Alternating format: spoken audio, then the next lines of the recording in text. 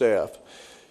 It's a great honor for me to introduce to you tonight, or this afternoon, David Hume Kennerly.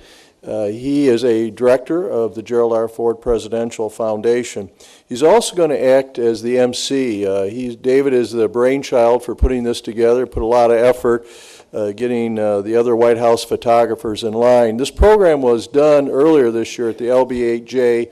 Library, and we were hoping to one-best him by getting Obama's official White House photographer, but a few days ago he canceled, so we have 4 White House photographers. So thank you, David, for all your fine work in putting this together. James Earl Jones said David Hume Kennerly is like Forrest Gump, except he was really there. David has been working for more than 40 years, 8 presidents, 8 wars, and a number of countries since then. At the age of 25, he won a Pulitzer Prize in 1972 for his photographic images of the Vietnam War. 2 years later, Gerald R. Ford just became president, and he asked David Kennerly to be his official photographer. Since then, David has won numerous awards, one of which is one of the 100 most important people in photography by American Photo Magazine. He's done over 50 magazine covers. He's done several books, Extraordinary Circumstance, The Presidency of Gerald R. Ford, and most recently, with one of our other speakers, Bob McNeely, they've published Barack Obama, the official inaugural book. It is a great pleasure for me to introduce David, and again, thank you for your extraordinary service to the foundation putting this program together. It's an honor to have David join us on his travels across the country where he speaks. Thank you very much.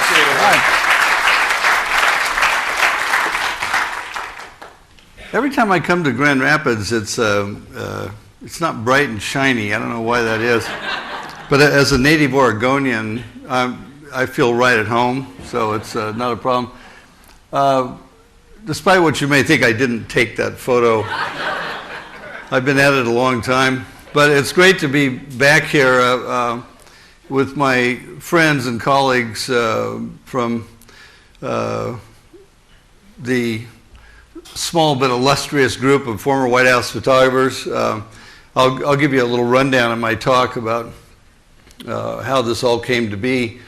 But following me will be David Valdez, who was George Bush's photographer, and people want to call him George Herbert Walker Bush, but he really was George Bush.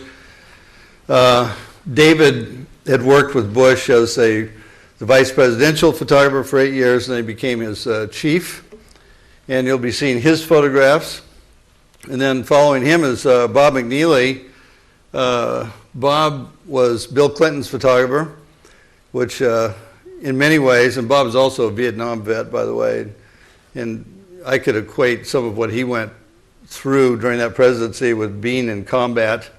He had a vigorous subject, no question about it.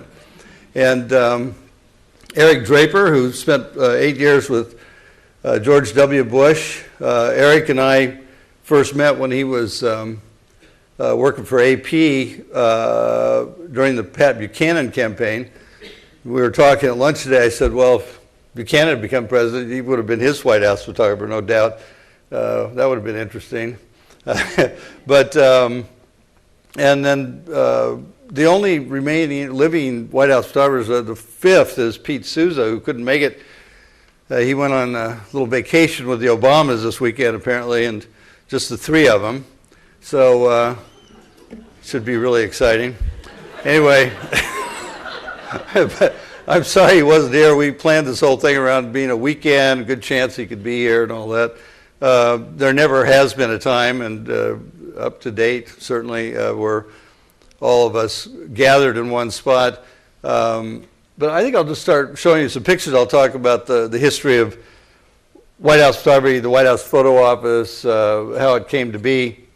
This picture, actually, the first president to really understand the power of photography was Abraham Lincoln. And this picture was taken of Lincoln shortly before his Cooper Union speech in New York, same day in a studio that Mathew Brady had. And Lincoln said that that picture and my Cooper Union speech won him the presidency. And ironically, The next president who really, really understood photography was John F. Kennedy. And Kennedy was obviously a young, attractive guy. He had a beautiful wife, 2 great kids, probably a dog or 2. And he let in all sorts of outside photographers. The official White House photos were taken by military photographers who really had very little access. But Kennedy let people in to shoot pictures of him and the family all along. And this was by Jacques Lowe, one of the really great photographers. And look at that. This was a campaign picture for Kennedy. I mean, you can see why we... it's either a picture or a Norman Rockwell painting. It's pretty hard to just say the difference between them. And Stanley Tredick took this picture. Now, you've seen the other photo, but I love this. There's a shoe right under the president's feet there, and Pierre Salinger, probably talking about bombing Cuba or something. Meanwhile, John Jr. is in there. I actually ended up working with John many years later when he ran George magazine, and had a great relationship with him. This is the photo that's really a famous picture of by Stan Tredick, who was a UPI photographer, a former wire guy also. And with Robert Kennedy and Vice President Johnson in the Oval Office. These photos were all taken by civilians. And it was interesting that there wasn't a civilian at that time. I'm surprised, and I don't know why he didn't just hire somebody that he liked. And a very famous photo is by George James of the New York Times. He called this the loneliest job in the world. And I said, wow, what was he doing, George? I said, he must have been making some big decision. He said, well, actually, I think he was reading the New York Times. So sometimes pictures aren't exactly what you think they might be. And this is John. This is by Stan Tredick. John in his dad's chair right outside the Oval Office. And then sadly, this is John in another famous photograph saluting at his father's funeral in Washington, D.C. And Cecil Stoughton, who was a military photographer, took this picture on Air Force One, Lady Bird Johnson and Lyndon Johnson being sworn in as president after Kennedy was shot. And Cecil had, along with the other military photographers, were around, but Johnson didn't really like the military guy's photographs. And he had traveled with a guy by the name of Yoichi Okamoto, who was, when Johnson went overseas, Oki worked for USIA. And so one day, Johnson declared that he wanted to get that Japanese photographer in here working for me.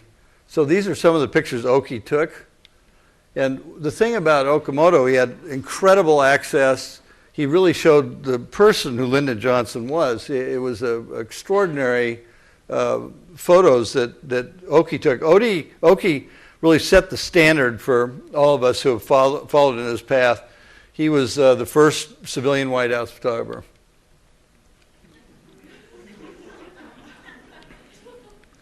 Here he is with Martin Luther King. You can see Oki's just right in there. Make sure these kind of pictures just put you right in the room, right in the meeting. You can see the FDR in the background. I love all the detail in the photos. And Oki had a great eye.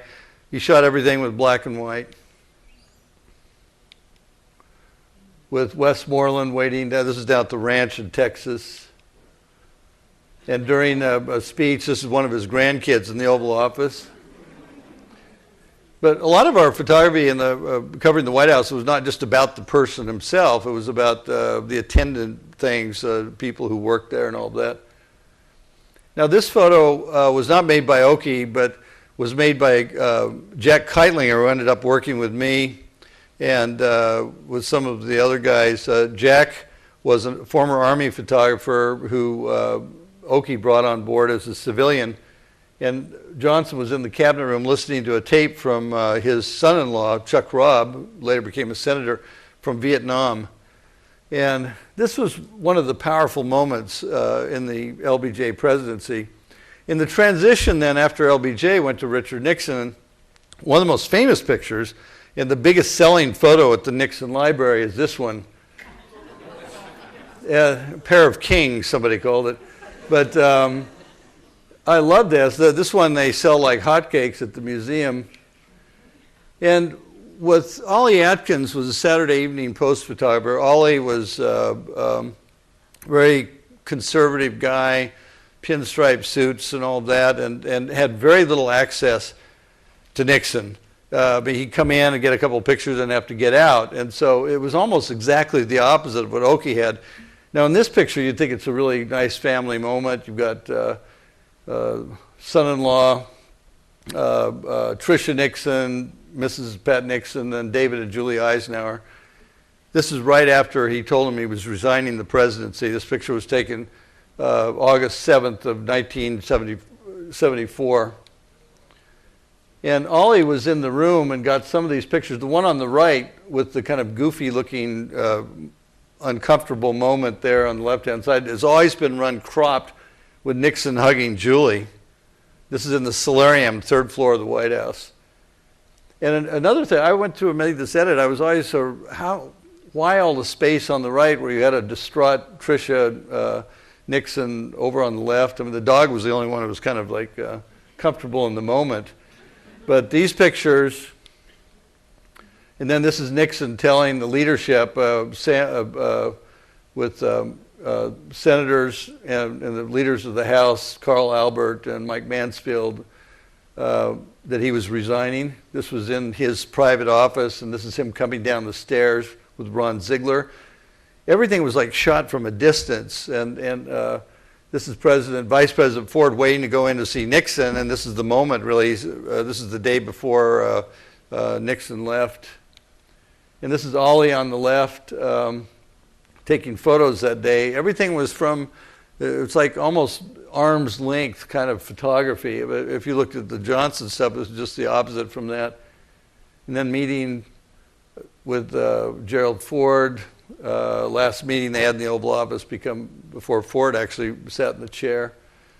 And then the night that Nixon read, on August 8th, he read the speech. This will give you an idea of what happened with Ollie Atkins. And it's actually very scary for me, having then worked later in this place. Okay, just listen to Ollie? this. No, only the CBS crew now is to be in this room during this. Only the crew. No, there will be no picture. No, after the broadcast. You've taken your picture. Didn't you take one just now? That's it. Because we don't want it. We didn't let the president take one, so you've taken it, and you just take it right now. This is right after the broadcast. You got it? Come on. Okay. Well, this was the photo he took here. And, I'm very sympathetic to Ollie. I knew him. He worked for me for a while after Ford took over. But can we get this light turned down a little bit? I don't know who's doing that, but the pictures might show up better, I think. So the last shot taken by Ollie with the White House in the background. I'm way in the back there. You won't even be able to see me, but on the press stand with all the other photographers. And this was my view of Nixon leaving. This is my contact sheet. At the lower left-hand frame, Nixon's looking back up toward the White House. And you can see what the angle was. If you were Nixon in this position, you'd be looking right up at the White House. And in this whole sequence of him, and then he does this kind of V for victory thing. But it was the White House staff was applauding, and that's why he was reacting to them. But it was not a happy moment, certainly. It was a dark moment in political history. That's a close-up of the moment. And then the Fords watching Nixon leave. It was David and Julie on the left. And this book just came out recently. I put it together through the generosity of a lot of former Ford people and others who was published with the University of Texas Press. I think they have copies out. We're going to be out signing some of these books afterwards if anybody's interested. But this is really a 2.5-year photo essay on the Ford presidency. And the night that Ford became president, I'd been invited to his residence. It was a very modest place over in Alexandria, Virginia. And he wanted to ask me about how I saw the White House photo job and all that. This was after everybody had left. I'm sitting on the couch with him, and all I could think about was Ollie Atkins and how Ollie never got anything, and about Okamoto and how he had everything. And I told the president, I said, well, there are only two things that I would need to work for you. One would be total access, and the other would be to report directly to you, not the press secretary or the chief of staff. He said, you don't want Air Force One on the weekends? So here I am on Air Force One. It wasn't the weekend. He had a very good sense of humor, and particularly putting up with me for 2.5 years. But this plane, by the way, if you ever get out to California to go visit the Ronald Reagan Library, this plane is on display there. You can walk through it. It's amazing to see it. There's a huge atrium, and it's hanging in there. It's very, very spectacular. But this was one of the early pictures. The empty shelves, all the Nixon stuff is gone. I was given the job, and I took the job with the understanding between us that we had discussed. And I felt like Okamoto in action. I could see how he enjoyed it. And Johnson probably allowed Oki's pictures more out of a sense of vanity, where President Ford and I just had a great personal relationship. He liked my photos, but he didn't really care about how he looked, and he was not vain at all, which makes it a lot easier for a photographer. This is Bush Sr. You'll see more photos of him later from David Valdez. Bush in this picture is probably 51 years old. Ford made him as director, well, first as representative to the People's Republic of China, and then director of the CIA. Right after Ford pardoned Nixon, it was early September 8th, 31st day of his presidency. I took this picture after he'd already signed the pardon. This was in an office right down the hall. They still had Nixon's picture on the wall with Gerald Ford's VP photo. When I showed this picture to Alan Greenspan later, he said, as usual, I had no idea what was going on. And apparently that is carried throughout his career, according to recent events. But on the left, next to the president, is Donald Rumsfeld, and then putting a cigarette out on an ashtray is Dick Cheney. Now, this is liberty. There's no White House should be without a dog, and so Susan Ford and I conspired to give the Fords a golden retriever. And I don't think she was looking to me as much as she was trying to avoid those pants, would be my guess. In the Fords, this is after Mrs. Ford came out of Bethesda Naval Hospital. It was their anniversary. I had an extremely good relationship with both the President and Mrs. Ford, as witnessed by this picture, which ironically that's the same place Nixon was sitting like just a few weeks earlier. This is in the solarium. And then with President Ford, on the left is Terry O'Donnell, who's the gatekeeper, the personal assistant, the Secret Service guys in the back. But I had an extremely fortunate circumstance for me to be able to get in and take the pictures. This is a rare photo of Henry Kissinger listening to somebody. But in the Oval Office, Ford was a big admirer of Harry Truman, and there's a bust of Truman on the left that you can see there. He really believed in disagreeing without being disagreeable. One of the key moments that I took was under a portrait of Teddy Roosevelt. This was the moment Ford decided to pull out of Vietnam, surrounded by the director of CIA, secretaries of state, defense. This is a very top secret meeting in the Roosevelt room. And another big event was the Mayaguez. That chart is proposed when all this attack is going to take place to try to release 75 Americans who were held hostage on an American ship taken by the Khmer Rouge. And Bill Colby, the director of the CIA's briefing. And for all of us, we all share the same thing with the kind of access we had. We all have to have top secret clearances at the minimum, and because probably nobody spent more time with the president than the photographer. And during the Maguez crisis, I think this is the point where Gerald Ford really came into the presidency. He ran this operation, and as a former naval officer in World War II, he had seen combat. He was not afraid to make decisions, and this was one of the big ones, literally sending an attack to get these people back. Bush, as the director of the CIA here on the left, and chairman of the Joint Chiefs, George Brown, in the foreground. When we did this interviews for the book, Tom Brokaw and I worked on that together, and Brokaw was interviewing Kissinger and showing him all these photographs, and he says, "Who is that person sitting next to me?" And Brokaw said, "Well, that's Dick Cheney." He says, "My God, he's put on weight." Then he said, realizing he shouldn't have said that on camera, "As we all have." I said, "Well, maybe you did, Mr. Secretary," but this is the Godfather 3 moment in California with Ronald Reagan at the Century Plaza Hotel. Reagan was governor, would later run against Ford for the Republican nomination. This is the picture that kept President Ford off the best dressed list. On the right is Donald Rumsfeld, very nicely attired. But this was in Akasaka Guest Palace in Tokyo, 1974. And we went on to Vladivostok on that same trip. And the president had been given a wolf coat, you talk about not PC, on the way out to through Alaska, and Brezhnev admired the coat and wanted it, and President Ford gave it to him. And as any of the other guys will tell you, this is our opportunity to be seeing other great leaders. You would never have a chance. Brezhnev of the Soviet Union, Deng Xiaoping in China in 1975, Anwar Sadat in Alexandria, Egypt.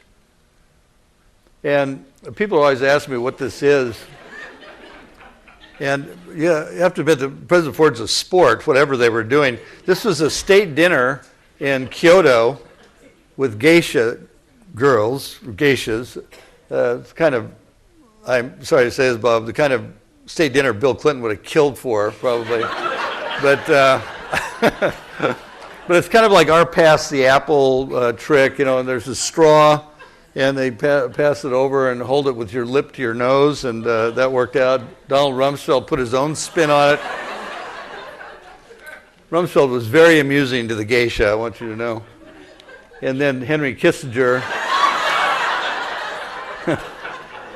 It's a good thing I didn't work for Henry. My job would have ended with that photograph.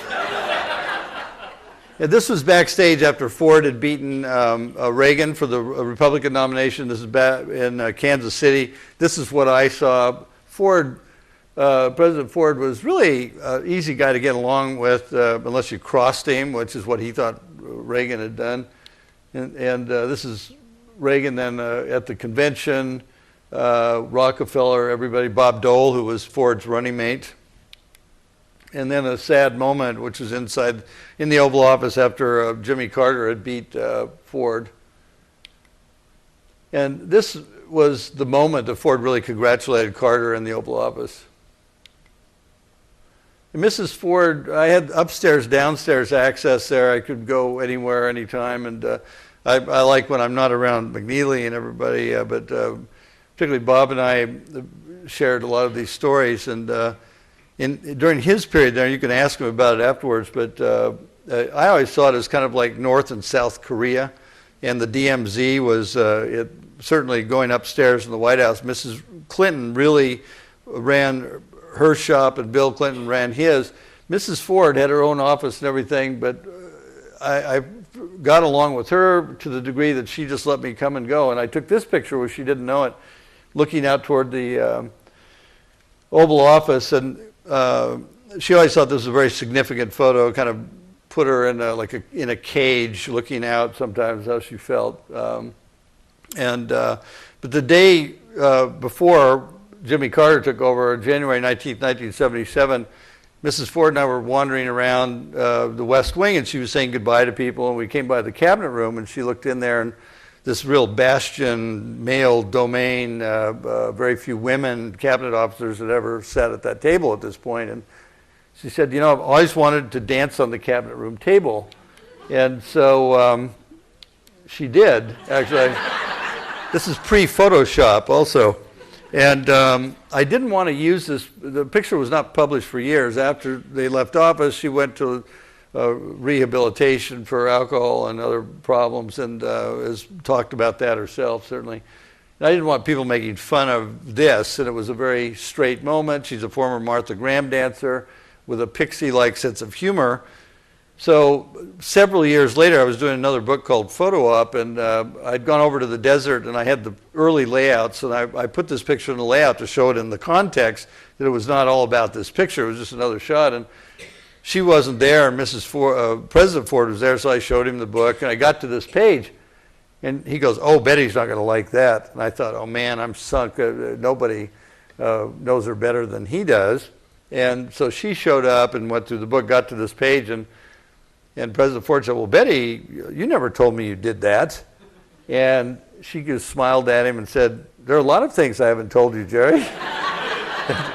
So I said, you don't mind if I use the picture? She said, no, it's great. That was the first time she'd seen it. And this is the inauguration, Carter sworn in with Warren Burger behind. This was actually at this moment, I went to work for Time magazine. It was like 12:01, the oath of office. I'm now a civilian. Took this picture looking back. This is from the helicopter looking down on the Capitol. And then sadly, and I know a lot of you have visited the Gerald R. Ford gravesite, but the family had asked me to cover the funeral for them as part of my really responsibilities from the other time. This is President Ford's casket going up into the house side of the U.S. Capitol. And then a picture I took from up above. And this was really the temple of Gerald R. Ford. He went into Congress in 1948, and he loved being in the House. And his greatest ambition really was to be Speaker of the House, which never happened. And then Carter took over, and I'm going to go, because another thing that happened, there was kind of a break in the lineage of White House photographers. Jody Powell, who was Jimmy Carter's press secretary, when asked who was going to be the new White House photographer, said, we don't want another David Kennerly in the White House, so we're not going to have one. And they actually kept a couple of the people, three of the people who worked for me on as just staff photographers. But one of the great moments, I ended up covering Carter a little bit. This is something I did from his greatest achievement, really, was Sadat and Begin, the Camp David Agreement. Then on to Ford, beat him after one term. This is Ronald Reagan.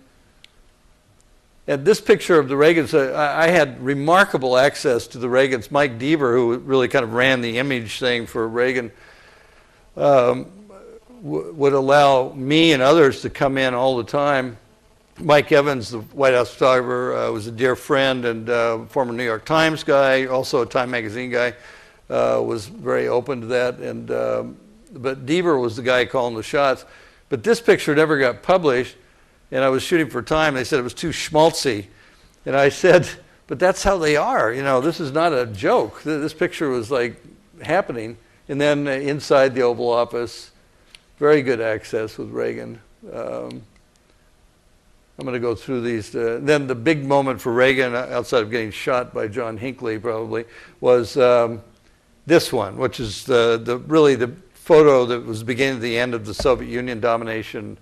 This is Reagan and Gorbachev in Geneva, 1985. And you can see Gorby was enamored with Reagan. This is after that big meeting broke up. It had just been the two of them and the interpreters in the room, and I was able to be in there part of that time. And then the next meeting ended in disarray with you could see it on Reagan's face that he was unhappy with him over Star Wars, which is this missile defense system. And then after he died, this is a picture of mine that Time used as the lead photo of Reagan. And the 5 presidents, this is President Bush at this point, Reagan, Carter, Ford, and Nixon at this point. Those were the 5 presidents I covered. The first time that 5 had ever stood together on the same ground. And it was a very big moment. I was trying to do a kind of a Mount Rushmore-like moment, and I took a chance and went off to the side. And Reagan sensed that there was somebody over here and looked over, just a great actor, and that really made this picture. David Valdez, not the ship, the photographer, coming up next.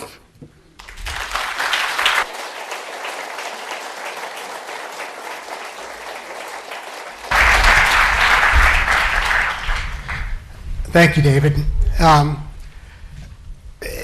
Everybody asks, all the other guys got into the job as the White House photographer through the media, and my first really awareness of a White House photographer and what they do was really David, and seeing the access that he could have and how he did his photography. So Vice President Bush, about a year or so into his vice presidency, had an opening for a staff photographer. So I figured if David Kennerly can do it, anybody can do it. So I went ahead and decided to write a letter, and what I did is, rather than send a letter to the White House Personnel Office, I targeted Shirley Green, who was the acting press secretary at the time, wrote her a letter. I'm a Texan. Everybody on the staff was from Texas, so I made the cut. It was kind of interesting. I was telling David the other night this story about that interview, and I had to interview with Shirley Green, the press secretary. I had to interview with Admiral Dan Murphy, who was the chief of staff. And that was a very, very difficult interview. He was pushing my buttons. He was a retired admiral, and I think he was trying to see my temperament. And you know, one thing about a White House photographer is you want that access. You have to have that access to do what you need to do, but you also need to be kind of quiet and be able to know when to come in, know when to leave. And so my interview with Admiral Murphy, I left and I thought, there is no way that I'm going to get this job. Well, then I got called back to interview with Vice President Bush, and I go into his office in the old executive office building, and he's showing me some family pictures, and he's saying, you know, you're going to spend a lot of time with me, you're going to spend a lot of time with the family. And I was like, wait a minute. I get the impression from this conversation that I've already been hired, and no one said anything about the salary. So I said, do you know what the salary is? And he said, well, no, I actually have no idea. Let's call Admiral Murphy. So we're in the old executive office building in the vice president's office, and the chief of staff's office is the next room over, and he called him on the phone. And I heard Admiral Murphy through the walls screaming that, what, Valdez is asking you about salary? And I thought, oh boy, here we go. So I got hired. and that was December of '83, and the Bushes had gone on down to Miami for a little time off during Christmas, and they flew me down there, and I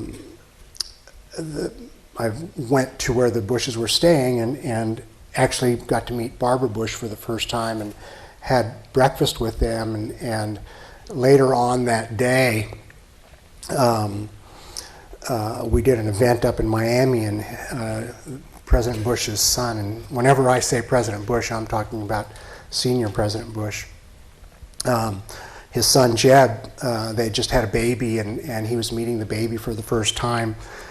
And we go to this hotel suite, and so Jeb brings in little Jeb, and he introduces him to his father and his grandfather.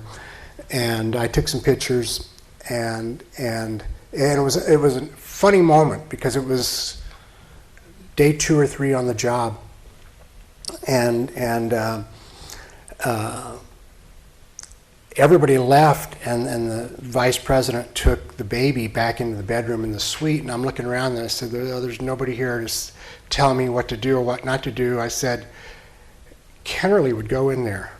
So I went into the bedroom and took pictures, and he was playing with the kid. Well, a few weeks later, I get a note from Barbara Bush, and she says, "Love the pictures you took. As long as you take good pictures of my grandchildren, you can go anywhere and do anything you want to do." So I was golden from that point on. Now David showed you the picture of the 5 presidents, and he said, well, that's the first time they had stood together. Well, actually, this was about 10 minutes before that.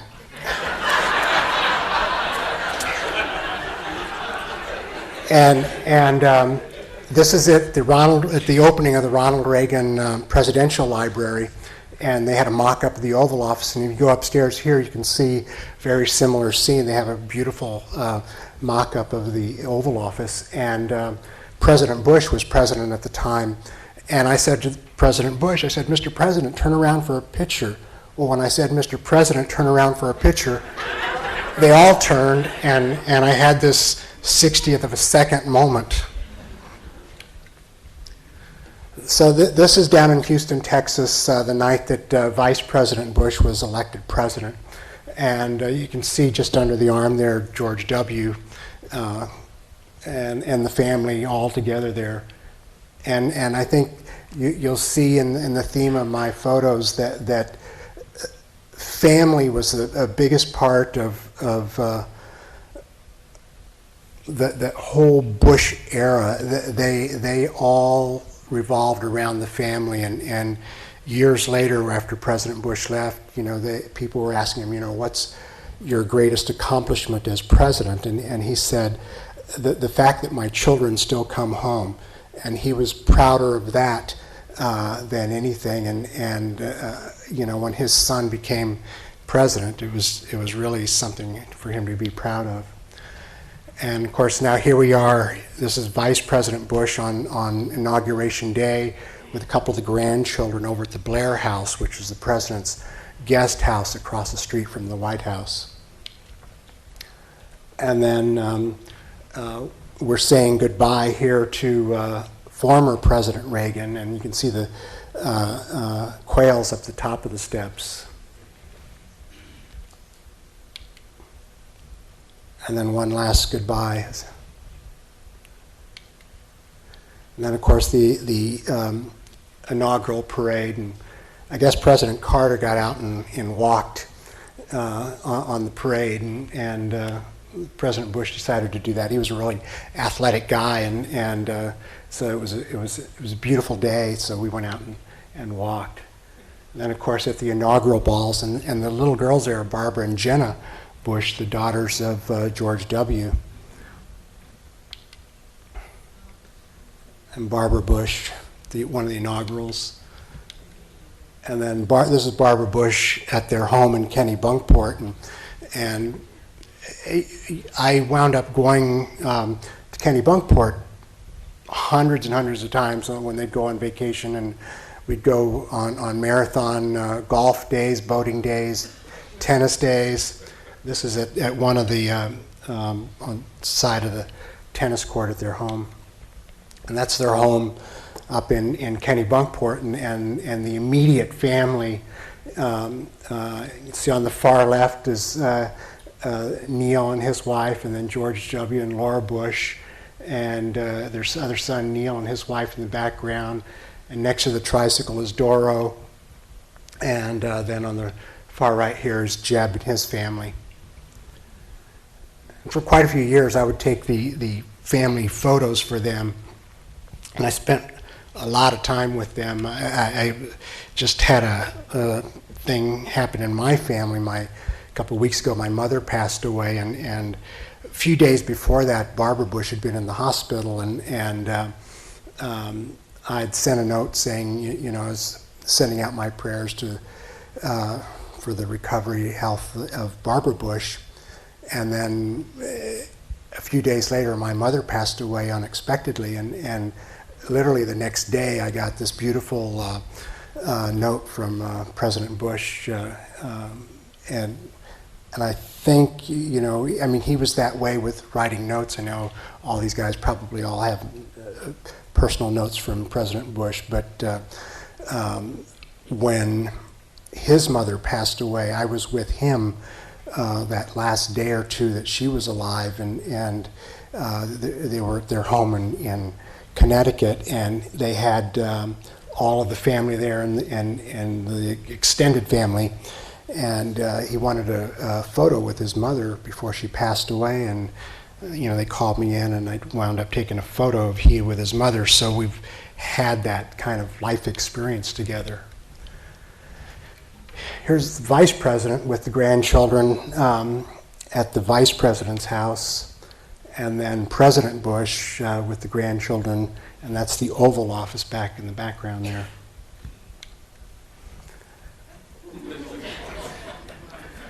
So this photo was kind of funny. The Life magazine wanted to do a story on the Bushes while they were on vacation in Kennebunkport, and they wanted to send a photographer over to shoot the photos, and the Bushes said, I'm on vacation, no. And Life magazine was kind of shocked that somebody would say no to them, and so there was some banter back and forth, and so finally I was offered up, and they said, well, David Valdez is here, he can shoot the photos, and they weren't too keen on that because they didn't know my name, and so they said, well, okay.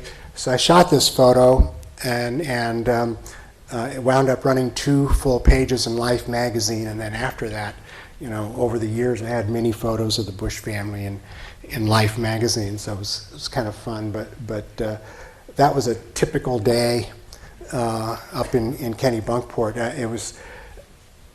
I had talked to the Bushes about this, and in particular Barbara Bush, and she told me, if you really want to see what the family is like behind the scenes, come over to the house about 6:30 in the morning.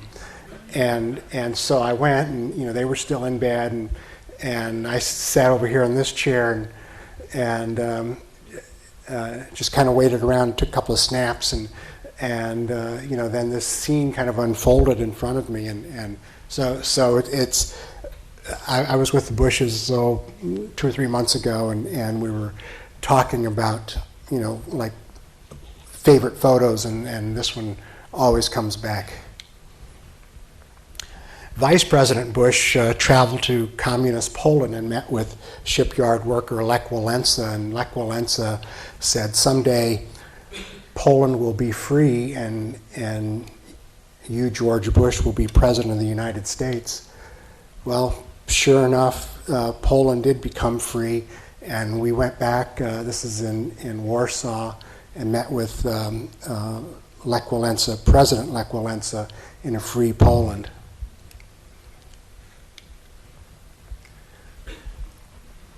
This is just off the Oval Office, and the President has a little study there, and they were watching CNN, and when George Bush was president, Iraq invaded Kuwait, and they had this coalition to get Iraq out of Kuwait, and the foreign minister from Kuwait was on, from Iraq was on TV saying, no, we have a right to be there, and it was kind of this moment that they decided, well, we're going to have to go and remove Iraq from Kuwait. And then this is upstairs in the residence of the White House, and like David and some of the other guys, I had all access to those areas, and this at the time was a highly classified meeting, talking about the war plans, and some of the familiar faces, but probably the most familiar for some of the older guys is Brent Scowcroft, who's kind of been consistent in the background through several presidencies, who was the National Security Advisor, and of course Colin Powell is chairman of the Joint Chiefs. 100 days later, the war was over, and Colin Powell is calling Norman Schwarzkopf and saying, "That's it, it's over." And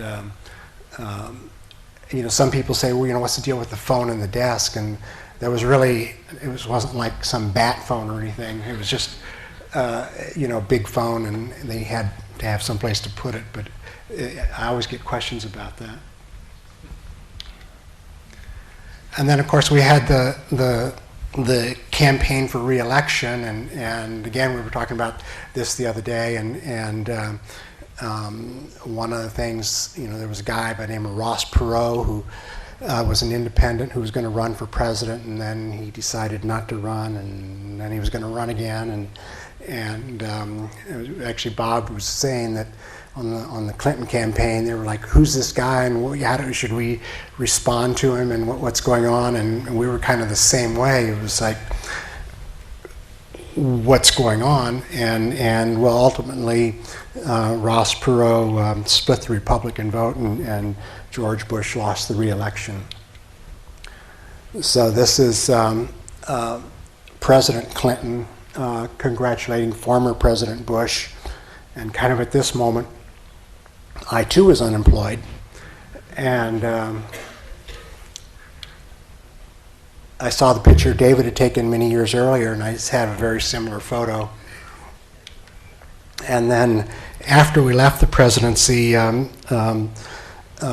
Jeb Bush, George Bush's son, was elected governor of Florida, and George W. Ran for president. And this is one of his inaugural ball photos. And then this is another time some of the former presidents got together. I was actually invited by Martin Luther King's family to photograph the funeral services of Coretta Scott King a few years ago, and President Carter, Bush, Clinton, and Bush all showed up for the funeral service. And it was kind of interesting because none of them knew that I was there with the family, and I kind of knew the drill with the holding rooms and all that stuff. And so the Bush advance staff, George W.'s advance staff, was calling me because they knew me and knew I was with the family, and trying to work out the timing about when we were going to arrive and when they were going to arrive. And we wound up getting this picture, so it was kind of interesting. And then, of course, since George Bush has left office, they christened the USS George Bush aircraft carrier, and this is his grandson, George P. Bush, who is an ensign in the Navy Reserve.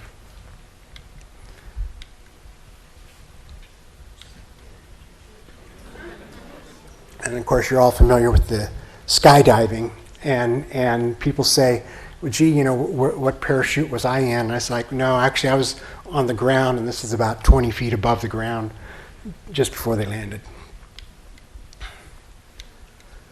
And then just last summer, I was so inspired by President Ford's plaid clothing style that I've continued that tradition on, and I was with President Bush this last summer, and had a chance to visit up in Maine. And now I think it's time for Bob McNeely.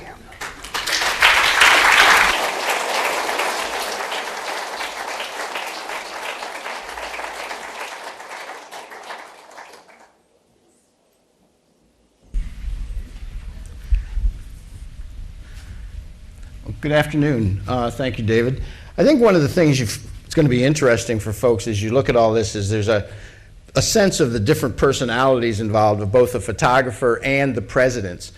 But what I would hope, out of all this work that we've done, because it is an extraordinary commitment to this job in terms of the time and what you have to do. And obviously, we're all aware, today that Pete Souza, who's Obama's photographer, felt he couldn't come because of his commitment to the job. I mean, the commitment is kind of 24/7 to do this and to leave some kind of a historical record of this person who was president. And with President Clinton, I had been in Washington for quite a few years. I actually had gone there in '72 originally as a volunteer on the McGovern campaign, and then just really enjoyed politics and really enjoyed watching Richard Nixon get impeached, obviously, having worked for George McGovern, and enjoyed the personalities. I mean, my friendships with people like Kennerly and on both sides of the aisle. I mean, one of the fun parts about Washington over the years, which seems to, hopefully hasn't changed too much, is kind of in that town, the way that people do get together and talk about politics. And I actually left Washington in 2001 after 30 years, but I know those years, Kennerly had me, I came to dinner a couple times with President and Mrs. Ford, and actually one of the nicest times at one of those dinners in 1976, after having worked for McGovern in '72, I worked on the Carter campaign and went into the White House to photograph Jimmy Carter and Fritz Mondale, and I had the opportunity at a dinner one night to say to President Ford, it would have cost me a job, but I wish you'd won. After a few months around Jimmy Carter, I think everybody kind of came to that conclusion. But now actually, I don't even know where the button is here. I'm going to try that one. Is that it? Which? On the right, okay. So my inspiration, obviously, I mean, as I said, I've known Kennerly for a long time and have always loved black and white photography. There's a great quote by Robert Frank, says, "Black and white are the colors of photography." And I sort of have believed in that. And when I was offered the opportunity to travel and work with candidate Bill Clinton in 1992, my thought was, as I worked through that job in the campaign, that if I was given the opportunity to go into the White House, that I was going to shoot black and white documentary style. I mean, that was always the inspiration. And I was, given that opportunity. I was asked to, after photographing the campaign, and then a campaign is a little different than actually in the White House documenting. When you're in a campaign, you make a lot of pictures for the campaign. You make a lot of poster-like pictures and pictures to make the guy look good.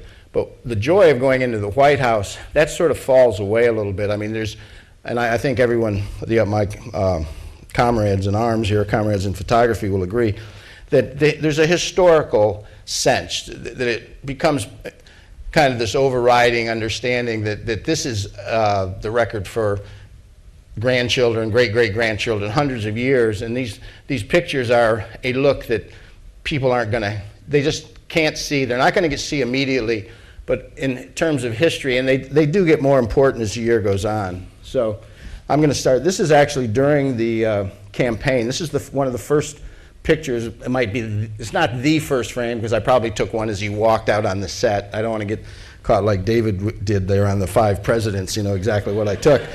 But this is the first picture that I've printed, and really, this is the 1992 campaign.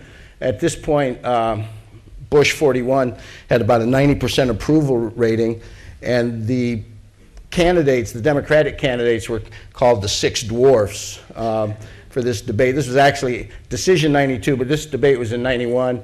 And they had put photographs in the chairs for the cameramen to sort of learn who the people were. They had no idea who the other candidates were. It was senators, congressmen, Jerry Brown, different people, and this governor from Arkansas, Bill Clinton. And Clinton just walked out, and in his just inimitable manner, I mean, he sat down, just sort of looked around, fixed his tie, and got ready to get down to business. I mean, he's a pretty incredible candidate. This is a photo I took in the White House. It's the cover of a book I did on Clinton. And this is the kind of photo, and in fact, I'm once again talking to Kennerly about digital, which is obviously the thing we always talk about. Man, digital's ruined photography, hasn't it?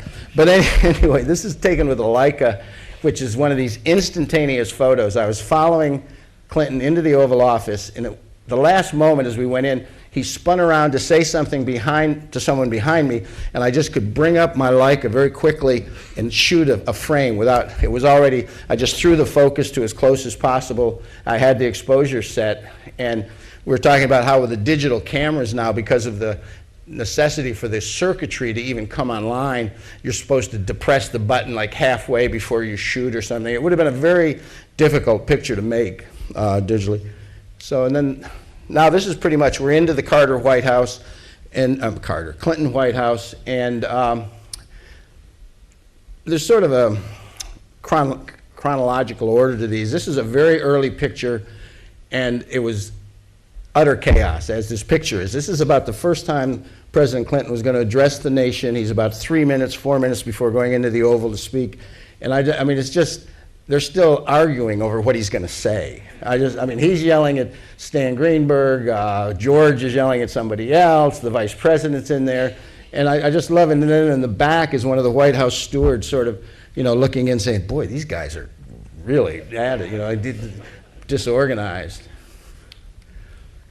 Then another thing is fun for all of us, and it's been mentioned by some of the folks here at the library listening to us talk. We all shoot the same picture in the same rooms at 5-year intervals or 10 years intervals. This is the incident in Somalia that was became Black Hawk Down, became the movie. This was the battle in Mogadishu where the Rangers had gone in and had a couple helicopters shot down, and Chairman of the Joint Chiefs showing a very, you know, top secret map of where the troops are going, and you know, just everybody, just all of the President, Secretary of Defense, National Security Staff, the Vice President, all looking at that. Then once again, the other thing, recurring people. Greenspan here during one of his briefings on the economy, and this is at the point where he still, you know, was reputed to know everything.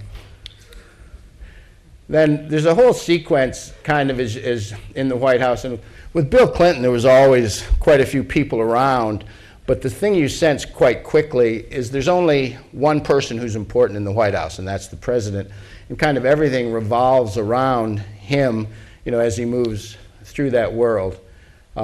Here's a meeting in the Oval Office on the economy. I think only one of those guys has been indicted so far. This is after his economic platform passed in '93, end of '93, without a single Republican vote after the vote on the House floor. And this is the Vice President pointing out this deal they can get where they get free 15-inch monitors for everybody in the government. No, actually, he's showing him an article in the New York Times, but I just love the seriousness here. And this is the other thing about the sense of revolving around the president. I had a good friend one time when the West Wing was, everybody was watching the West Wing, say, you know, how's that like what it was like in the White House? I said, well, the difference is, obviously in the West Wing, all these other people seem to have some importance, and they sort of, you follow them, and they seem to have some weight, where in the White House, in the West Wing itself, there is, as I said, just one person, and it's, you know, the president. Everybody sort of keys on him. Whoops, too quick. How did I, okay, this is, as I said, keys on him. I love this. There was a fourth guy, but he fell over. He leaned too far. No, actually, there was only three, but just everybody wants to read what he's seeing, what he's doing. Now, this is I've sort of ruined but this is a cabinet meeting, a very early cabinet meeting, and this is the president listening to George Stephanopoulos, and then this is George listening to the president. Now, this is one of these pictures, again, as I told you the story of the one that's the cover of my book. This is one where I'm standing there, and Clinton has a very interesting temper. He's one of these people that you know when he's going to get mad about 3 minutes before he does. You know, he starts, and you can just tell. He's going to crank himself up. He's going to get angrier and angrier. So I was standing there, and he started in on George. That's David Gergen, who was in the White House for a little while, standing next to him. And I could just tell, and he gets worked up, more worked up, and I'm standing over George's shoulder right there. And I've got the light, and I'm thinking, I really want to take this picture. And I'm also thinking, if he sees me take this picture, he's going to yell, it's going to be me. I mean, forget George, I'm going to be the center of all this. But I'm standing there, so real slowly, I bring the light up, shoot one frame, and put it down, and then, of course, go, whew, you know, just, and I didn't have time to frame it, or I would have had his arm in there a little bit. It's not a, you know, I didn't. Then this is another one of my favorite pictures of the President and George. George was actually sitting up when the conversation started. It's these relationships in there. That's what we do. I mean, that's what we capture by being there. And I think that's historically what becomes important. I mean, this gives you a sense of who these people were and how it. I'm not doing this quite. Oh, there we go. Then he had this way of, you know, he'd get him, as I said, this was early on. I don't think he really was working himself up too much in that one. This is just sort of a half workup. Then this is a little sequence. This is Rahm Emanuel in the hug. And this is Rahm after he had done something. He'd actually gotten in 94, summer of 94, the assault weapon ban through the Congress, which a lot of like Jack Brooks and different Democratic congressmen blamed for them losing their seat. But the president obviously is very, then another one with Rahm and Mike McCurry. And of course Rahm, as David Kennerly with his pictures of course, Cheney and Rumsfeld and all these people, and of course Scowcroft recurring. It's interesting to watch these people come in as young junior aides or, you know, aides to aides, and then watch their career. Another picture. Rahm's a very interesting guy, obviously. Another Rahm with Madeleine Albright, Secretary of State, in the Oval. Then Rahm, this is with Tony Blair, Rahm at a meeting. Then this is one of the things that Clinton did, one of his strengths. I mean, I've done a lot of like casual comments and, you know, sort of these other pictures, but there was some real strengths that Clinton had as president, and one of them was his ability to bring people together and talk to them and be really immersed in something. I mean, he would read, if he was involved in, well, I can remember one of the points very early on with the war in the Balkans was still going on when we came into the White House. And at one point I happened to notice on the edge of the Oval Office desk were two stacks, probably 12 to 18 inches high, of books, all on the Balkan Wars, history of the Balkans, current history of the Balkans, profiles of different things. And I happened to say to, you know, the president, I said, you know, that's interesting. I mean, that's a lot of books. Which one? I don't have a lot of time to read, and which one would you recommend? And he reached in there and brought out a book called Balkan Ghosts by, I think it's something Kaplan, Peter Kaplan. So anyway, it's a wonderful book. He said, here, read this one if you've only got one to read. But on the Middle East, he immersed himself in the Middle East. He knew every square inch of Gaza and Jerusalem and all of the land issues and everything. And when Netanyahu, I mean, here again, recurring world history, Netanyahu is now the prime minister and, you know, giving everyone fits. Very kind of ornery human being. I'm not a big fan. But anyway, in this particular time, King Hussein and President Clinton brought Arafat and Netanyahu together because they wouldn't talk. There was no communication. So they invited them to Washington, sat them down.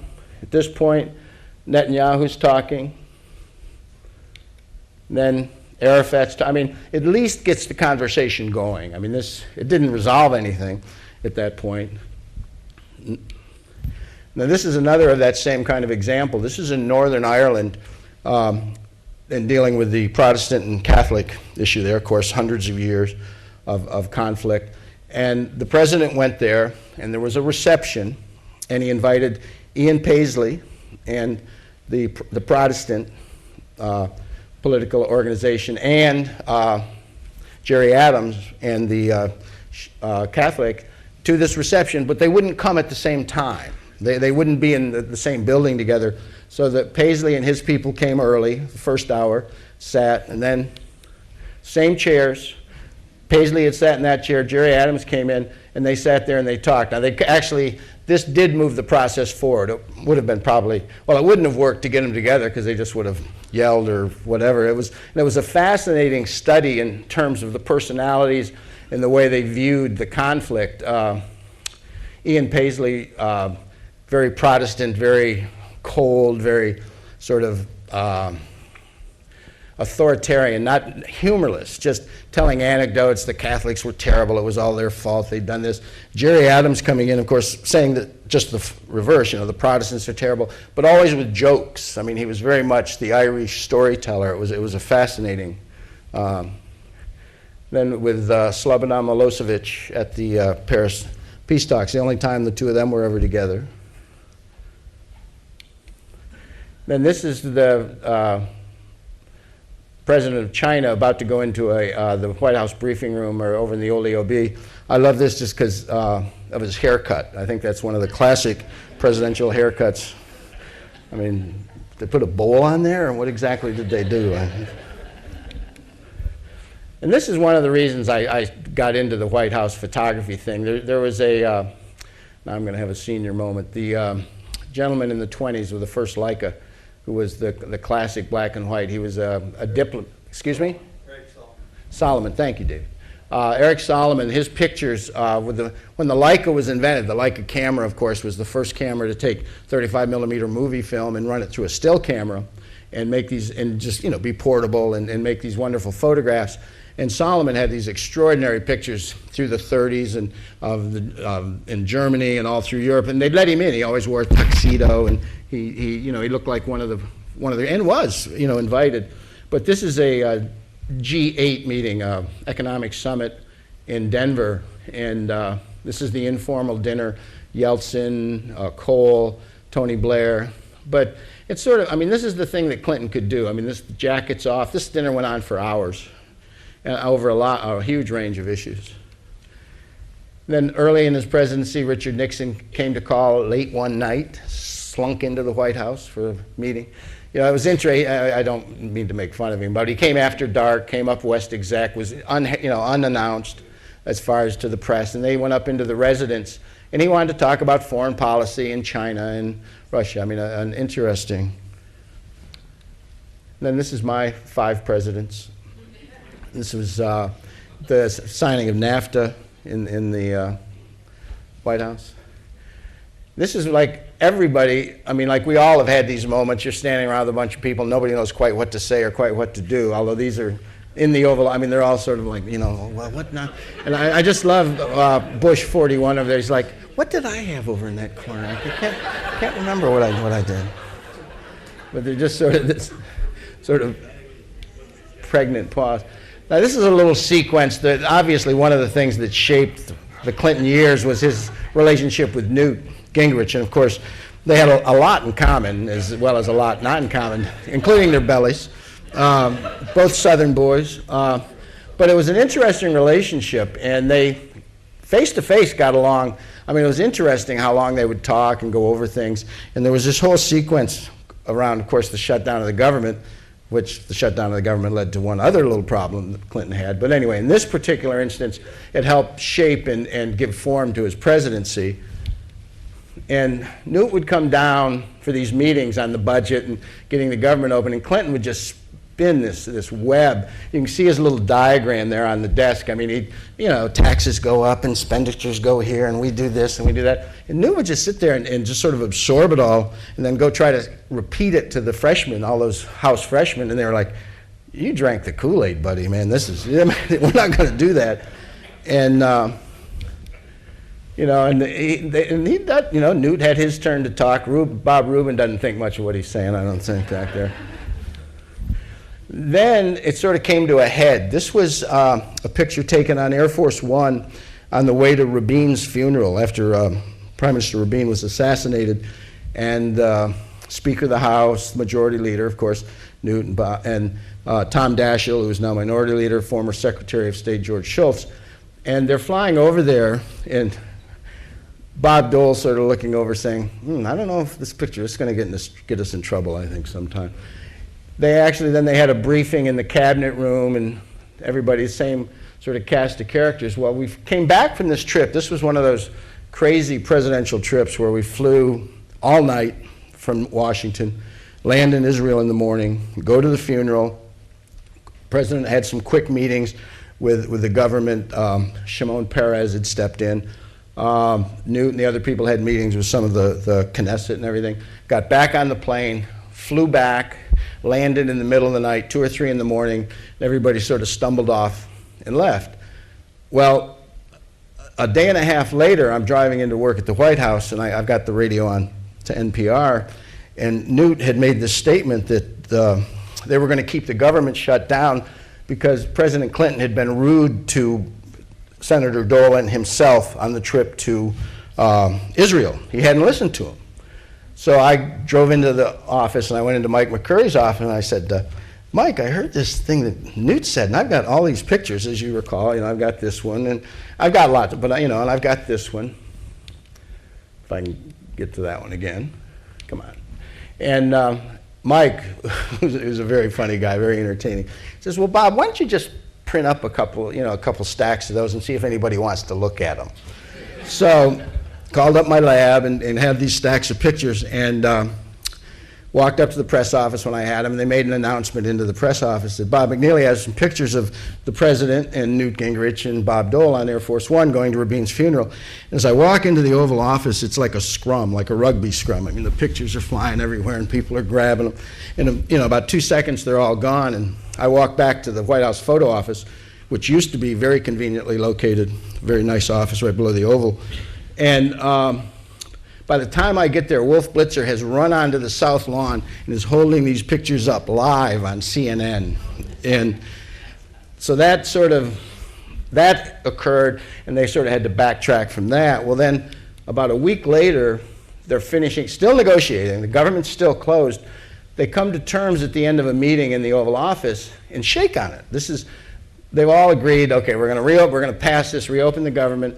And I was on the other side of the room as they started this, with Clinton shaking hands with Gingrich and Gore and Dolan, ran around, sort of knocked 2 people to the ground to get over here and make this one. So the next day I'm driving into work, and on the radio it says, yeah, there was sort of a half deal made, but it's fallen apart. The deal's fallen apart. So I go and saw Mike again. I said, Mike, I got a picture. They shook on that deal last night. He says, well, Bob, why don't you make up a few pictures and see if anybody wants to see them? Well, as an end result, government's still closed. The Republicans are going to come back down in a couple of days, and McCurry calls out and says, they won't come if you take any more pictures. So, and now this is a little sequence just of things that go on. Every year, all these guys have all photographed this. The White House Christmas tree in the Blue Room, it's unveiled.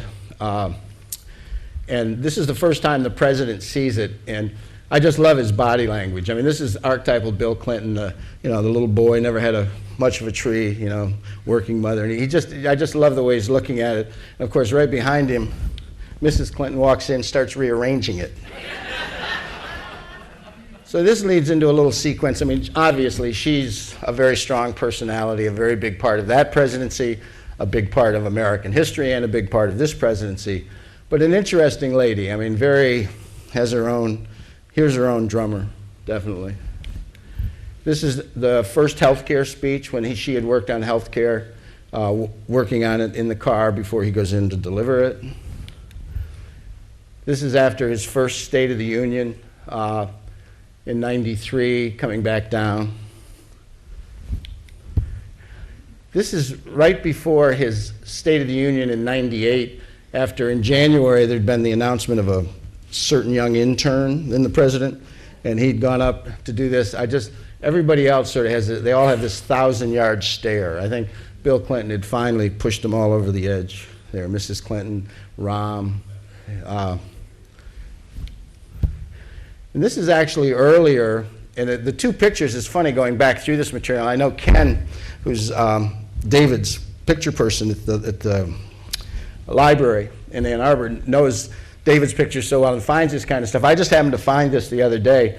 This is during the travel office problems early on in the Clinton administration when Hillary was in the middle of it. And this gentleman here is Vince Foster, who committed suicide within about a couple weeks after that, or within about a month. I mean, it was and it's the same stare. It's that same sort of overwhelming. And I think the most telling part of this is what the president's like, hey, you guys got a problem, you know, and it's your problem. I mean, he's leaving it to them. Whoops, come on. Then this is a moment going out onto the South Lawn from the diplomatic entrance earlier in the presidency. This is a meeting in the Oval Office, just President and First Lady actually sitting together listening to the planning for the Clinton Library.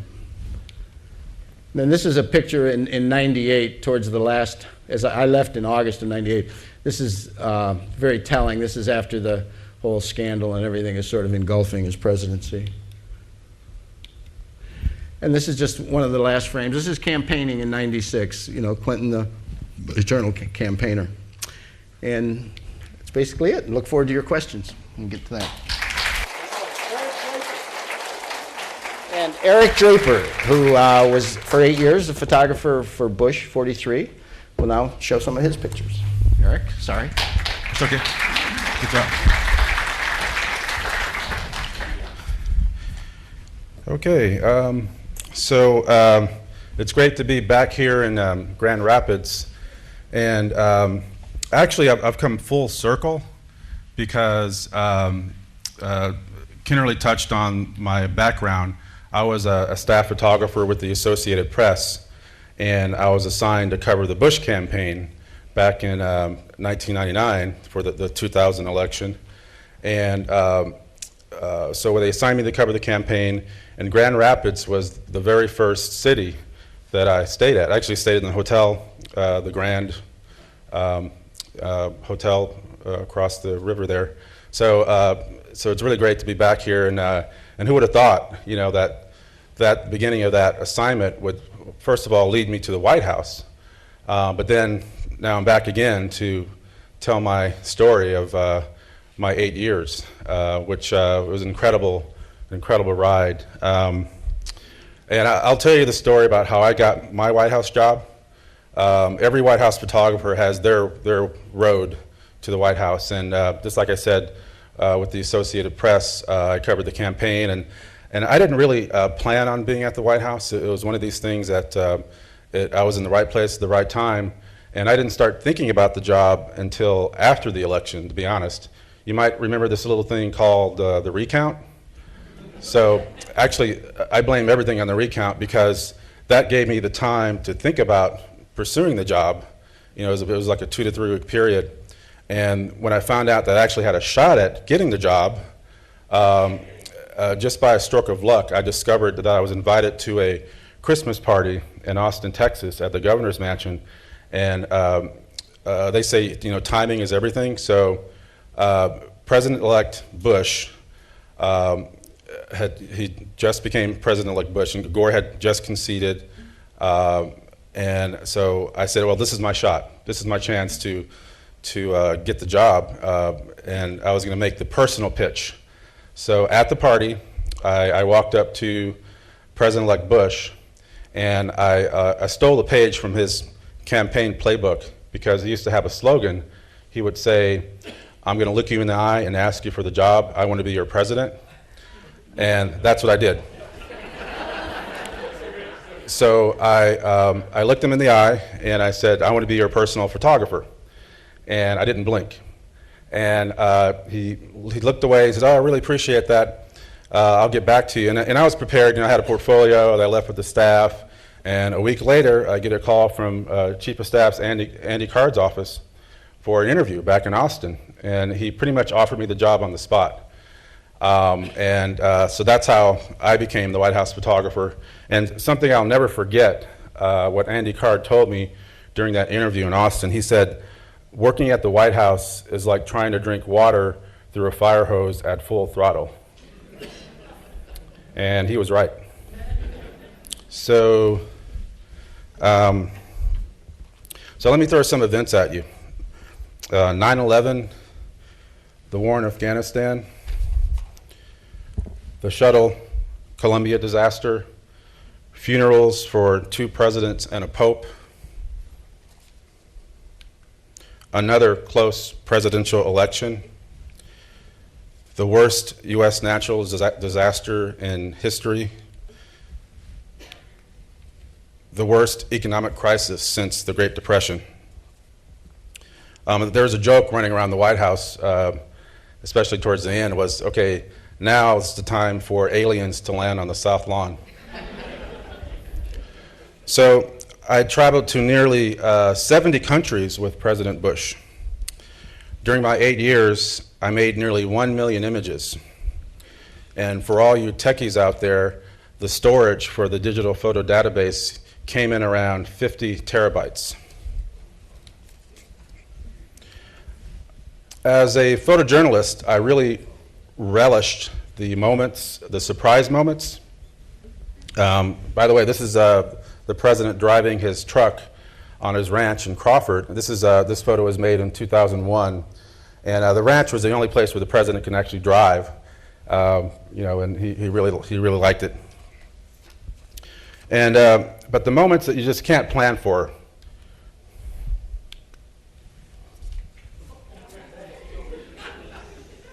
That was a surprise. You all might remember that.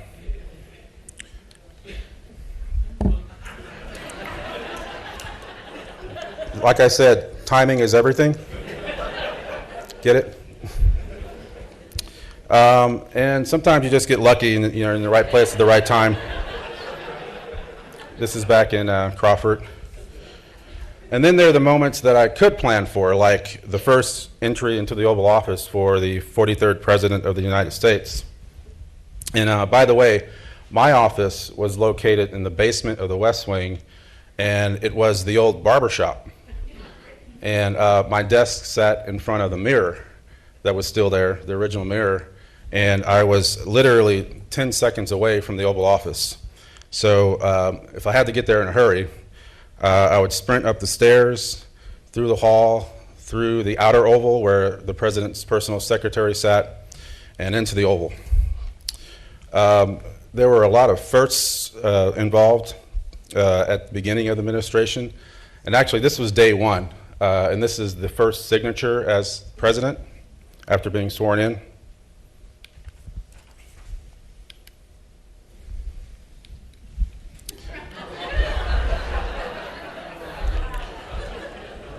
This is also on day one. This is in the evening during the inaugural balls. And this is after the President and Mrs. Bush attended nearly 22 inaugural balls. And this is the last ride to the last ball. And actually what I really love about this picture is it really is a good illustration of their personalities, because President Bush was an extrovert. I mean, he's just out there. And Mrs. Bush is more reserved. This is the first landing of Marine One on the South Lawn, a view from inside the Black Hawk helicopter. But nothing could prepare me for September 11th, 2001. I was with the president at the elementary school in Sarasota, Florida. And the images you're going to see are the behind-the-scenes images, and also some images from the days that followed 9/11. And this image was taken approximately 9:14 a.m. when the president returned to the hold room after leaving the classroom. And there was a television in the hold room that had a live view of the towers on fire. And the president went immediately to the corner of the room to pick up the notepad he has in his hands to start writing to prepare for his statement, basically the first statement to the world in reaction to the attacks. And I was waiting for the moment for the president to look up and to look at the television, but he never did. Approximately 9:17, the president here is pictured with Press Secretary Ari Fleischer on the left, Communications Director Dan Bartlett, and then Karl Rove is on the right, and then the gentleman in the back, in the far right, that's a Secret Service agent, Eddie Marenzo.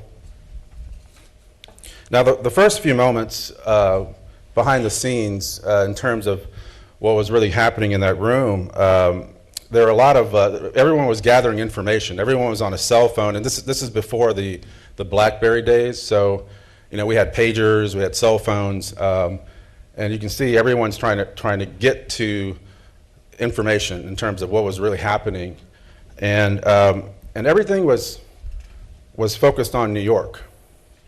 And approximately 9:25 a.m., Communications Director Dan Bartlett alerts everyone in the room to look at the television because they were having replays of the second tower getting hit. And the president turns and sees for the very first time the image of Flight 175 hitting the South Tower.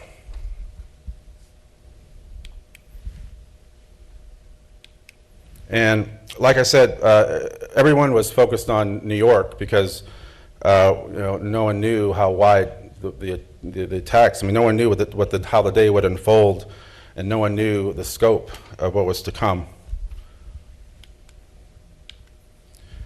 Aboard Air Force One, approximately 10 a.m., the Vice President has been evacuated from the West Wing to a secure location.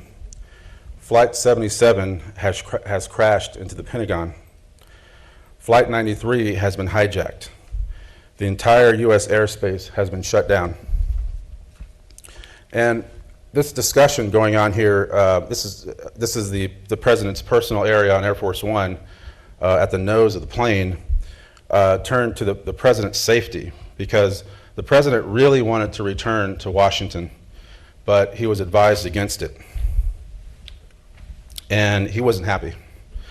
I remember also on the plane, there were all these false reports flying around the plane, like a car bomb at the State Department, a fast-moving flying object headed toward the President's ranch in Texas. This is all false. And then there was a moment when the President came rushing out of his cabin and he said that, "I just heard that Angel is the next target." And Angel is the code name for Air Force One. And the President's on the phone. I believe he was speaking with the Vice President.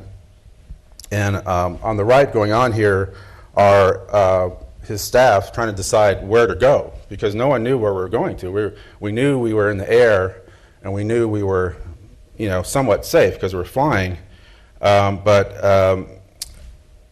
Involved in that conversation are the military aide and the director of the White House Military Office on the far right.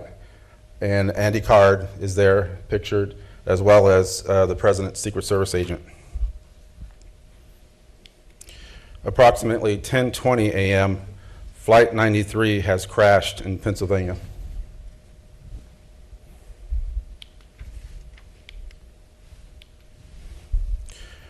Approximately 10:30. The President and staff watched the live TV coverage of the collapse of the Twin Towers.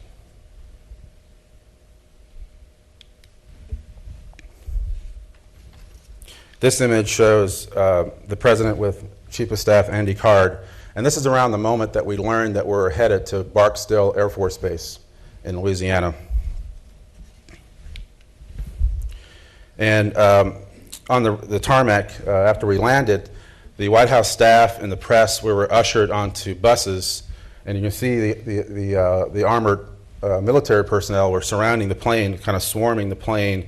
And the President, actually, he was already gone. They put him in an armed Humvee, and they headed directly to a place, just for safety. I mean, because no one knew what was going to happen next. At Barksdale, this is where the President received his very first, like a full briefing via teleconference about the situation. And we were on the ground for nearly 2 hours in Louisiana. And the President also did another statement to the press about the attacks as well in Barksdale. And our second stop was Offutt Air Force Base in Nebraska, where the President received another top secret briefing, this time from military commanders.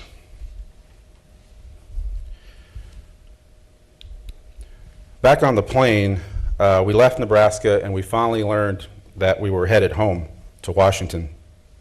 And this image shows the Air Force One crew gathered in the conference room of Air Force One. And at this time, everyone was still trying to figure out the situation in Washington, what was going on in New York. And this is before Air Force One was equipped with satellite TV, because after 9/11, Air Force One was upgraded because of all the telecommunications needed an upgrade. And what made the day even more surreal was the fact that in order to receive television reception, we had to fly over a major city. And so all day long, the news reports were fading in and fading out, and it was really just made it even more surreal. The president making a phone call during our final approach to Washington with speaking with the vice president back at the White House. The president comforts Harriet Miers, who was the White House staff secretary at the time. On our approach to Andrews Air Force Base, the president and staff noticed the F-16 fighter jets escorting us back to Washington. And that's the scene out of the left side of the plane as we approached Washington. And the fighter jets were literally almost like touching the wing of Air Force One. And on the right side, I could see the plume of smoke coming up from the Pentagon as we approached Washington. And in my mind, it really felt like we were truly at war. Back at the White House, and this is inside the Presidential Emergency Operations Center, under the White House. And the president and the vice president are finally meeting face to face, discussing the situation and how to respond to what had happened that day. And this is later in the evening, probably around 6 p.m. The next morning, September 12th, this image shows National Security Advisor Condoleezza Rice watching the sunrise as the president speaks with Prime Minister Tony Blair about the attacks. Also on September 12th, the president visits the Pentagon for the very first time to see the destruction firsthand, and he also thanked a lot of the rescue crews and the fire crews.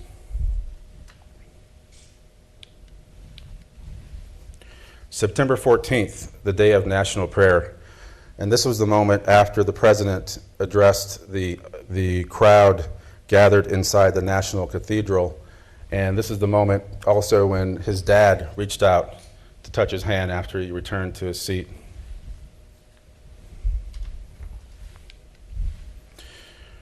Also on September 14th, the president traveled to Ground Zero, and this image was made aboard Marine One, and we were actually flying over the Pentagon at this moment, and the president was looking out the window.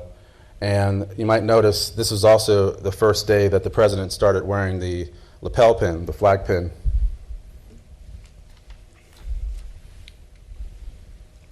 The president at Ground Zero that same day, on the pile of rubble with the firefighter. And several weeks later, I didn't realize that they're actually standing on a fire truck that was crushed.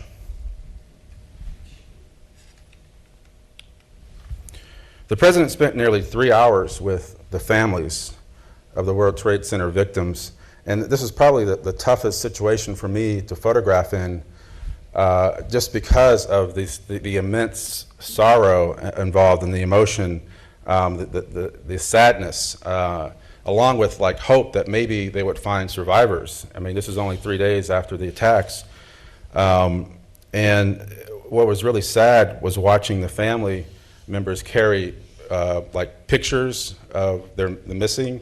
They were carrying little handmade signs of their names, and some of the signs read, you know, "Have you seen my mother? Have you seen my father?" It was very, very, very intense, and it was really hard to make a lot of pictures in this situation. So I had a Leica camera, and I would, it was really hard to raise the camera to make a picture, but I made one. September 20th, this is the first face-to-face meeting with Prime Minister Tony Blair, and they're discussing the attacks. And this is also the day that President Bush addressed a joint session of Congress about the attacks. The first week in October, the President is receiving a CIA briefing from Director George Tenet on the right there, and they're looking at a map of Afghanistan. And this is also the moment that they asked me to leave leave the room. October 7th, the President collects his thoughts before announcing military operations at the start of the Afghanistan war. And by the way, this is the inside the treaty room in the residence of the White House.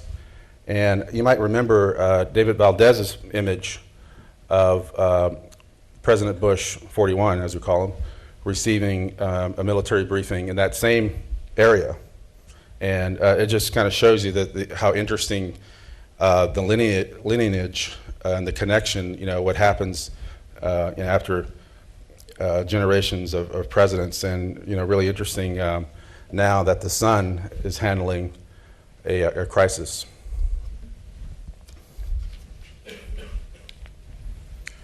President Bush holds the badge of New York Port Authority officer George Howard, given to him by his mother during his trip to Ground Zero.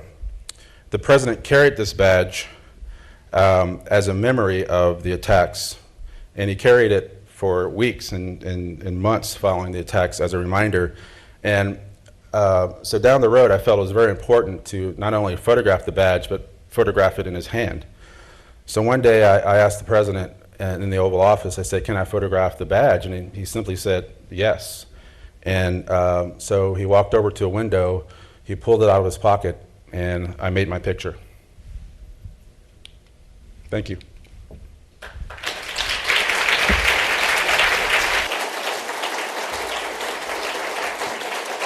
And David Kennerly is back. He's back. Can I have my clicker, please? Thank you. Good job. Thank you, Eric. That was Eric gave a talk in Atlanta. We were both on a separate program at a press photographer thing, and I saw his picture. He did a great job in 8 years over there, and you could see the intensity of that time, and that was what I particularly wanted him to talk about. And then moving on to actually the invasion of Afghanistan and Iraq, he's got all that behind-the-scenes stuff, but we can only go through so many wars here at a time. So I'm going to very quickly, because Pete Souza's not here today, I'm going to just do a little bit of what I shot. McNeely and I and the other two guys, Valdez and Draper, if you want them to sign also. Well, we've got the Barack Obama book, the official book. This was my last 5 presidents photo, by the way. I just can't get enough of this stuff. But this was January 7th in the Oval Office. Eric was there. But this was the 5th time that 5 presidents have been together, and only the 2nd time, really, there was a posed shot. The very first, as you remember, was Valdez's of the 5 presidents at the Reagan Library. And but this is the Oval Office, and it was a really great moment. And what struck me was how President-elect Obama really fit into that scene. And what you can't see from this angle is the fact that President Carter was standing about this far away from Clinton, and it was very obvious in the head-on shot. There was this, you could have put another president in there. And Mike Lukovich did this cartoon. Mike's a 2-time Pulitzer Prize winner. I loved it because everybody's got a camera now. We were talking about that earlier. We are being phased out as photographers. This is the book. Tom Brokaw wrote the foreword. John Lewis, a great civil rights figure, and Douglas Brinkley wrote a nice piece. I did the cover picture, but we had 20 photographers working on the book. Bob McNeely and I produced it, and I'll just show you a few that I shot.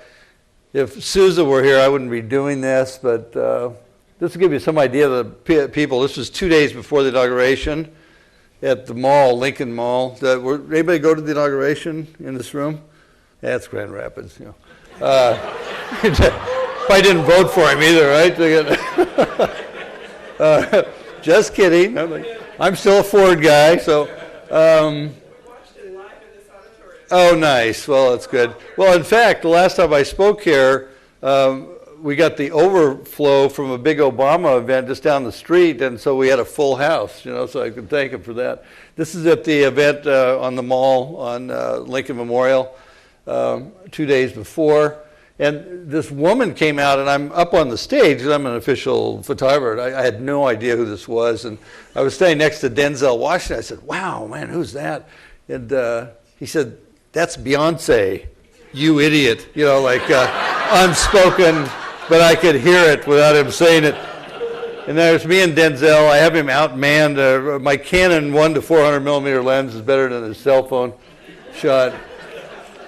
And we were talking, I've been 5 times when presidents walked out. This is George W. Bush leaving the White House for the last time as president, and Barack Obama walking around. And I think McNeely had said when he saw that picture that that's the last time that Obama will ever walk around to the other side of the car, because the president always goes directly from wherever he is into the car. But George W. Bush never looked back. And as Eric knows, that's the kind of guy he was. He got into the car, they drove up. I kept looking to see if he was going to look back, but I stuck around the White House to see that transition. And there's Eric and President Bush in the helicopter taking that one last ride past the Capitol and the White House.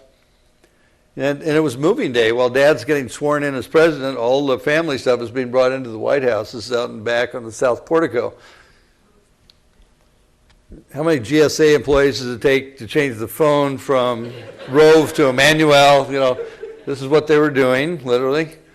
And then as President Obama was being sworn in, I took this picture this little ante office right off the Oval Office in the Rose Garden. And then the inaugural parade. And I was this is where I took the portrait that ran on the cover of the book. And then I followed them around to all the balls, and already they had their picture up at the Washington Hilton, probably. Michelle Obama does not like the picture, would be my guess. Then coming out to one of the balls, that's all you see anymore. It's like little digital cameras. Very similar to Valdez's picture of these balls. There were 10 inaugural balls that night. And this picture was in a freight elevator at the Washington Convention Center. And it was really a moment, it was almost like prom night, where the gallant date has given his girlfriend his coat. And, but it was I don't know the Obamas, I didn't cover the campaign, but this is a revealing moment for me.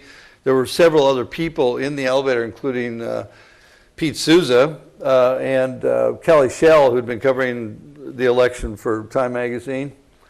But they had their own moment. This is one of the things that all these guys will tell you, that these moments come, even if there are other staff around and all that, they kind of tune them out.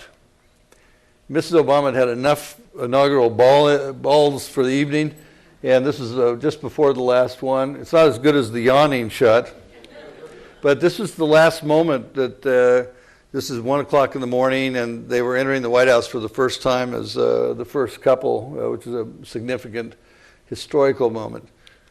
That's it. So we're going to take questions. We're going to do a little rearranging here, and lights can come up, and thank you very much.